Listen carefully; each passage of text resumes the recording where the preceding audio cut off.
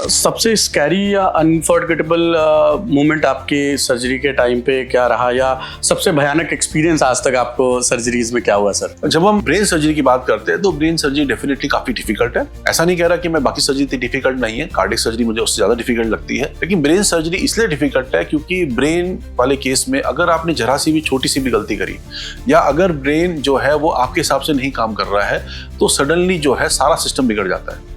Brain में खास problem ये होती है कि वो ब्रेन बल्ज करने लग जाता है, उसमें से ब्लीडिंग स्टार्ट होने लग जाती है जो कि आप रोक नहीं पाते। या वो पेशेंट आते थे जिनके की नस फटी है ब्लड प्रेशर बढ़ने की वजह से। उस केस में ब्रेन के अंदर ऑलरेडी काफी ज्यादा ब्लीडिंग हो रही होती थी और जब हम ऑपरेशन थिएटर में गए फैसिलिटीज उतनी ज्यादा अच्छी नहीं थी जो कि आजकल है। आज से 25 साल 30 साल पहले की बात कर रहा हूँ, तो कई बार बहुत ज्यादा ब्लीडिंग होती थी और वो ब्लीडिंग इतनी ज्यादा हो जाती थी कि पेशेंट का हार्ट भी कोलैप्स कर जाता था, बंद हो जाता था। तो ऐसे कई सर्जरीज मैंने विटनेस करी जब मैं अपनी रेजिडेंसी में था, मेरे सीनियर्स कर रहे हैं, हमारे प्रोफेसर्स कर रहे हैं, जिसमें हम कुछ नहीं कर पाए और हमने अपने सामने पेशेंट को जाते हुए देखा। तो बहुत ही स्केरी मोमेंट था और कई बार ऐसा लगता था कि ये आप गलत ब्रांच में आ गए, हो सकता है आप कभी इस तरह की सर्जरी कर ही नहीं पाओगे।